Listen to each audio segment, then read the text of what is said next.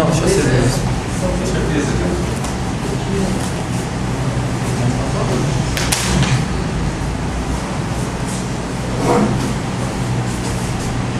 Pessoal, podem começar o trabalho. Quem passa ali mais? Passa lá pra pessoa. Passa lá, pô. Passa lá. Passa lá tudo, né? Então. Eu vou começar falando sobre a história da Intel, que é uma empresa americana que a sede dela fica em Santa Clara, na Califórnia. Foi fundada em 18 de julho de 68 por Robert Noyce e Gordon Moore. A Intel tem empresas em mais de 120 países, tem um ótimo desempenho no mercado. Inicialmente, o objetivo da Intel era criar memórias DRAM, mas pela alta concorrência, o foco da empresa foi mudado e começaram então a fabricar microprocessadores. Então, vou falar da Intel 4004. É uma das introduções de 4 bits. Foi fabricado pela Intel em 1971. Foi o primeiro processador de um chip simples e também primeiro comercialmente. E foi primeiro projetado para ser um componente de calculadora, mas daí foram descobrindo novos usos para ele. Daí influenciou a Intel a iniciar um processo para outras empresas fabricarem também microprocessadores e criou várias outras empresas de microprocessadores e microcomputadores atualmente. Agora 4040 foi o sucessor do 4004, introduzido pela Intel em 1974. Ele tinha Ele era construído em uma técnica, ele foi construído pela tecnologia de 10 nanometros e tinha cerca de 3 mil transistores. O 4040 executava aproximadamente 6 mil informações por segundo e ele foi publicado em versões de 5.740 KHz, tendo sido utilizado o sistema de desempenho da Intellect 440. Então, foi lançado em 1902 o Intel 8008. Ele foi um processador de 8 bits. Ele tinha um circuito integrado chamado DIP, de 18 bits. E tinha um barramento externo de 8 bits de dados e 16 bits de endereço. Neste barramento, ele permitia aceder até 16 KB de memória. O 8080, processador 8080 da Intel e 8080A, e outros bits foram criados pela Intel, foi um sucessor do 8008. Ele possuía um computador de programa de 16 bits e que podia resultar em uma capacidade de endereçamento de memória de 64 KB. Ele tinha 7 registradores de uso geral de 8 bits. Cada seção lógica era aritmética com de uso geral e endereçamento direto, indireto e imediato, trabalhando num bloco inicial de 2 MHz. Ele foi lançado em abril de 1974, com 4.500 transistores em tecnologia LSI NMOS de 6 microns. Ele era disponível em encapsulamento plástico cerâmico de 40 pinos. Então, o 8085 foi introduzido pela Intel em meados de 1970. Ele era compatível a nível binário com o popular Intel 8080, mas precisava ter menos hardware de suporte, permitindo assim a construção de sistemas mais simples e menos dispendiosos, menos custo. E tinha 256 KB de RAM, usava o sistema EEPROM ou ROM e tinha 3 entradas de interrupção em um timer. O 8086 veio para a necessidade das aplicações que exigiam processamento de 16 bits, ou a maior capacidade de memória de modos de endereçamento mais sofisticados. Era executado para facilitar a execução de programas escritos em linguagem de alto nível. Era para suporte de sistemas operacionais multiprogramados. O 8088 foi criado para adaptar os recursos existentes no contexto da época, para os usuários mais básicos. Aliás, a sua existência se deve exclusivamente a 2 fatos: a economia de velocidade dos circuitos e dispositivos existentes. Possui um barramento de dados interno de 16 bits e um externo de 8 bits. A sua história é mais simples ainda do que a sua história é muito simples mais simples do que 8086. O como criar um sistema para o 8086 consistia em utilizar componentes mais rápido e mais caro que os disponíveis na época, criou o servidor que, em condições existentes, tinha custo mais barato e condições existentes para adaptação que consistiam em reduzir a velocidade do componente externo. Esse foi o processador criado, mas como pela IBM, PC Clones, por razões econômicas. 8080 e 186. Foi um processador da Intel chamado i86 e uma versão melhorada do Intel 8086. O processador de 16 bits sendo código complementado, objeto compatível com 8086. Integrados a muitos componentes do sistema é um único chip que acrescentou 7 novas instruções e acrescentou novos tipos de 7 novas instruções e acrescentou novos tipos de operando com 3 existentes como 86 ou 8086. Ele entrou no mercado embutindo, na verdade, como processador. Foi uma forma bem sucedida, foi um sucesso da Intel, que com muitas versões diferentes do processador foram o 8000, o 186 da Intel, etc. Neste momento, em setembro de 2006, algumas dessas versões ainda estão em produção para usuários mais laterais. O 188 foi uma versão do 186, com barramentos de 8 bits ao invés dos 16 originais. As diferenças externas internamente no 188 é muito similar ao 86. Se for comparar o 188 com o 86, o 188 equivale a 3 vezes de velocidade a mais do que o 186. O 286 foi lançado em 82, mas só em 84 passou a ser utilizado pela IBM em seus computadores AT, Advanced Technology.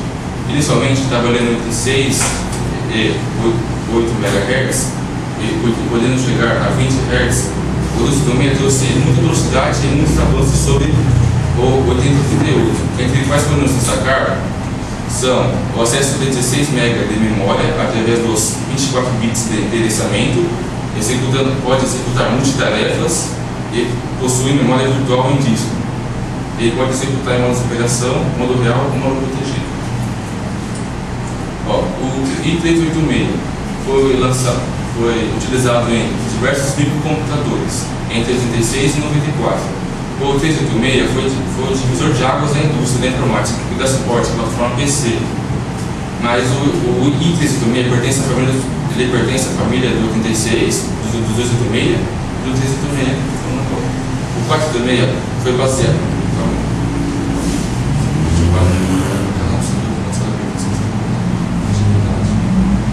Ele tinha muita compatibilidade com interesse de códigos binários, assim facilitando a transição de dados entre o processador e a placa-mãe. Isso aqui é útil, a família 8000.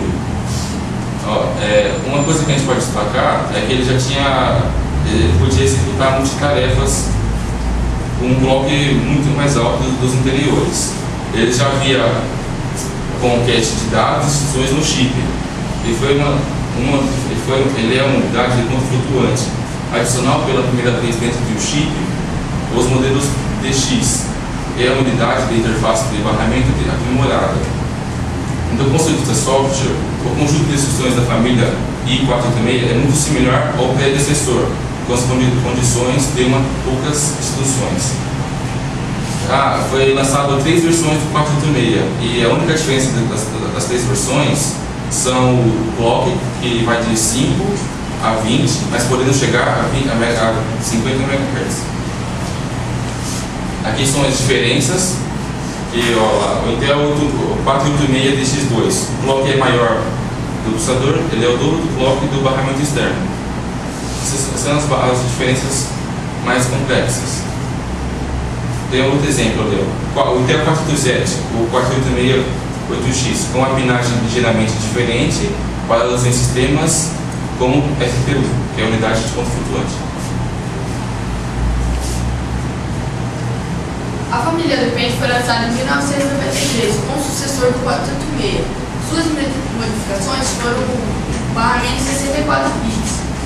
Porém, os digitadores permaneciam de 32 bits, duplicando a quantidade de informação para operações de leitura de memória. Além disso, ele possuía, além de sua arquitetura, 2 canais de execução dos dados conhecidos como pipelines,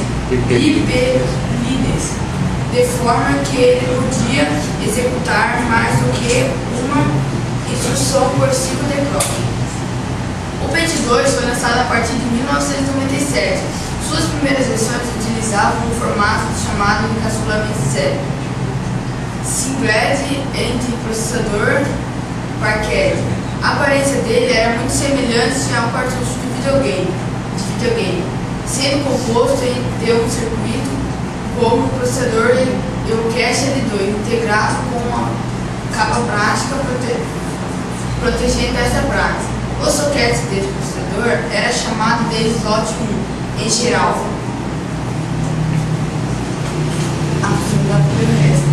Pente 2 comportava.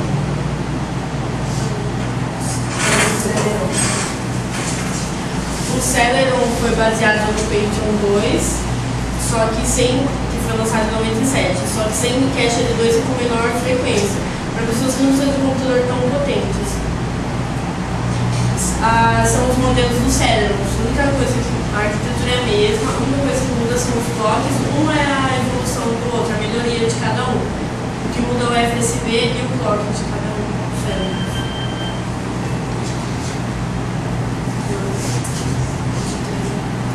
O Pentium 3 foi um processador que teve um grande número de variações. As primeiras, com a arquitetura chamada de Cadmai, trabalhavam com uma frequência de 450, 500, 550 e 600 MHz. O cache L1 de 32 KB e o cache L2 de 502 KB funcionando a metade da frequência do processador FSB de 100 MHz. A tecnologia de fabricação de 0,25 MHz como o slot 1.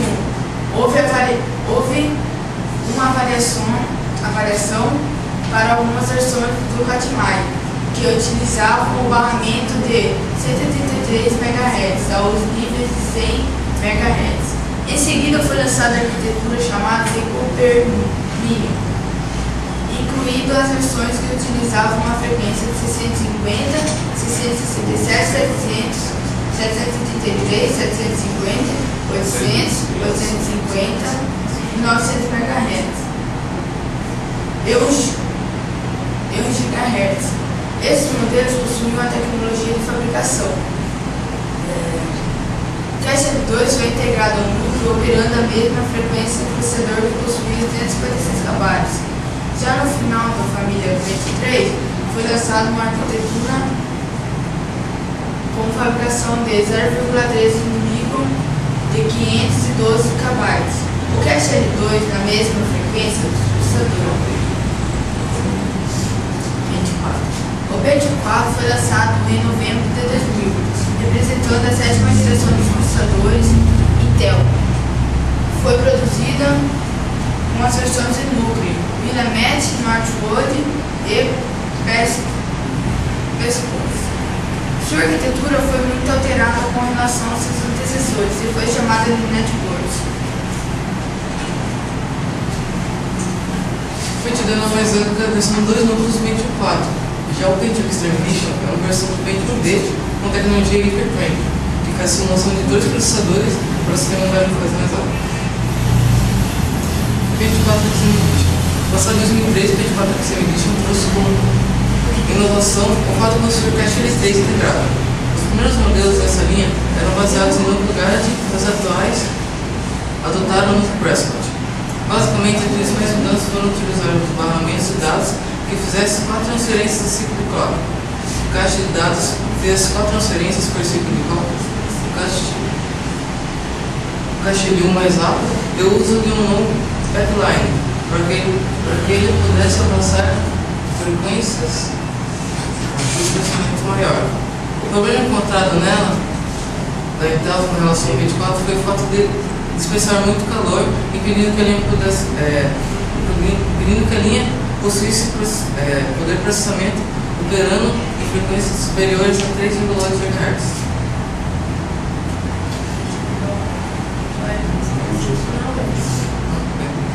É uma versão com menor custo do pente 2 tubo, que opera em frequências mais baixas do que o centro de maior de caixa L2.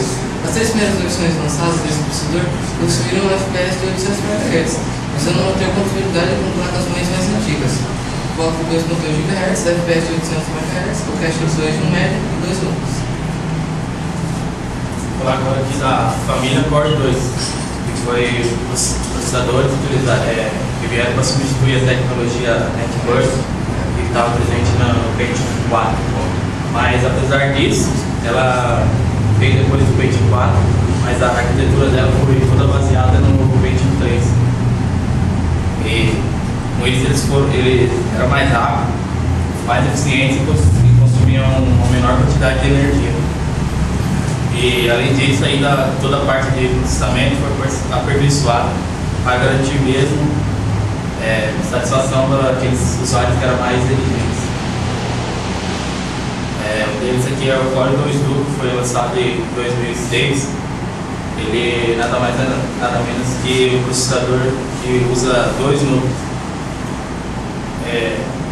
Ele chegava a ser, o seu desempenho dele era 3 vezes mais rápido do que os seus antecessores, que combinava 2 núcleos de processadores independentes, só que numa mesma unidade física. Tinha mais instruções por ciclo de clock e maior aproveitamento de energia. Core 2 X3 foi um processador voltado para quem gosta de jogo mesmo, os gamers. E apesar de ter todos esses outros processadores, todo mundo falava que era bom e tal, sempre existiam jogos que os outros processadores antigamente não conseguiam deixar os jogadores conseguir atingir o limite máximo dos jogos. Aí lançaram com esse aqui, com esse processador 2X3, até aqueles usuários mais exigentes conseguiram jogar jogos naquela época, quando saiu do M6. Core 2 Spire foi um processador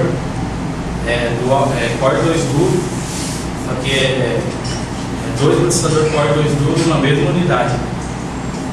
E o principal objetivo foi suportar melhor aplicativos que necessitam de grande capacidade de processamento, como carregamento de recursos gráficos e de imagem. O Core 3 foi destinado a computadores pessoais, que é a utilização da microarquitetura NAND da Intel. Foi concebido na mesma processador Core 5. Ele é nada mais é do que uma cópia do i5, só que com menos frequência de clock e com menos cache. Ele usava o socket LGA 1155 e chegava a frequência de 3.1. Ele usava a tecnologia TWIDS, que ele simula chegava a simular 4 núcleos. A tecnologia TWIDS, ela nada mais é que quando o computador entra em tempo, ele simula mais até 4 núcleos se necessário, fazendo com que o desempenho do computador aumente significativamente. A segunda geração não é compatível com a tecnologia Turbo Boost. A tecnologia Turbo Boost nada mais é do que quando o computador está em muitos pés, ele aumenta automaticamente o bloco do processador. Só que a segunda geração não possuía isso. A terceira geração foi a top de linha do Core 3. Ele suportava quase tudo da época. Ele atingiu um excelente desempenho para os usuários que buscam trabalhar de forma rápida e estável. Ele utilizava o socket LGA, ele tinha o TWIDS de 4 núcleos simulados e a frequência de base gráfica era de 650 MHz. E a frequência do clock era de 3.4. Agora tem um vídeo do Core 5, para nós começar agora. Eles querem show, eles vão ter um show, certo? Travou o vídeo. Então, vídeo não. Vou dar um vídeo aí. Aumenta o volume. Que chato. Eles são pinguins ou bichos preguiça? Eles querem show, eles vão ter um show, certo, Cláudio? Iniciaram a operação Dança Rico, agora! Legal!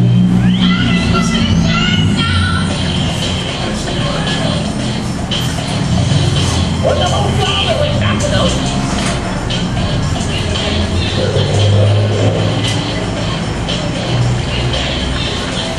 missão cumprida! Chega de sorrir e acenar, rapazes! O processador recicla nosso! A segunda geração dos processadores Intel Core i5 tem uma impressionante e envolvente performance visual. Isso é inteligência que se vê.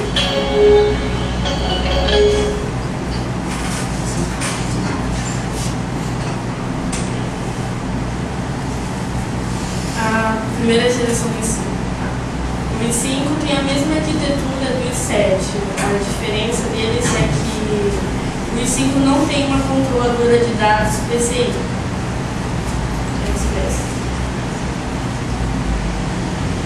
A diferença da segunda geração é o desempenho das CPUs e as especificações. Além disso, a frequência mínima encontrada nessa série é de 2,5 GHz. Valor suficiente e bom para processadores de 4 núcleos. Terceira geração do i3 tem maior desempenho, continua com os 4 poderosos núcleos e um clock maior. Chega a 3,5 GHz.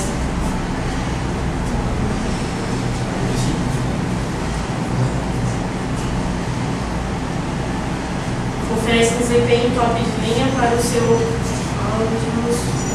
tem mais tarefas exigentes para proporcionar uma diferença entre as outras gerações. A primeira geração do i7 é que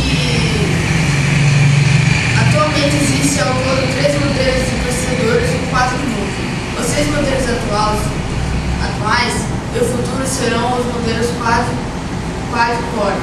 O i7 se aplica na família dos processadores Bowfield. Ele foi lançado em 17 de novembro de 2008 e é fabricado na Arizona, no Novo México, Oregon. Embora a fábrica desses já tenha se adaptado para a próxima geração de processadores de 32 nm. Esse processador possui 8 MB de cache inteligente e trabalha com memória de até 1066 MHz em modo Triple Channel. A segunda geração veio ainda para fazer mais bonitos. As poucas modificações internas de CPUs foram suficientes para apresentar enormes diferenças no desempenho. Assim como a linha i5 e a i7 também traz processadores compatíveis com a tecnologia Intel Turbo Boost.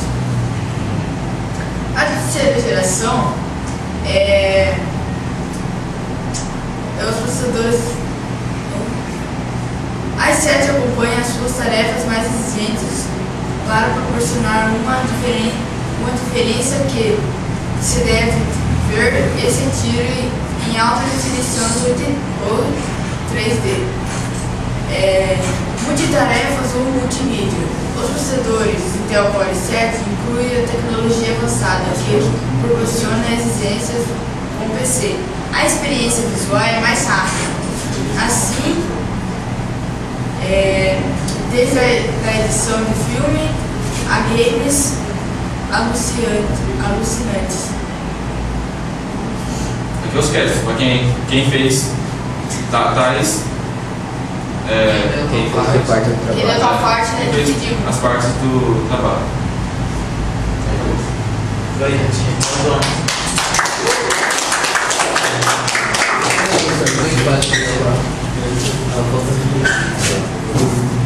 Ele é a parte dele mesmo.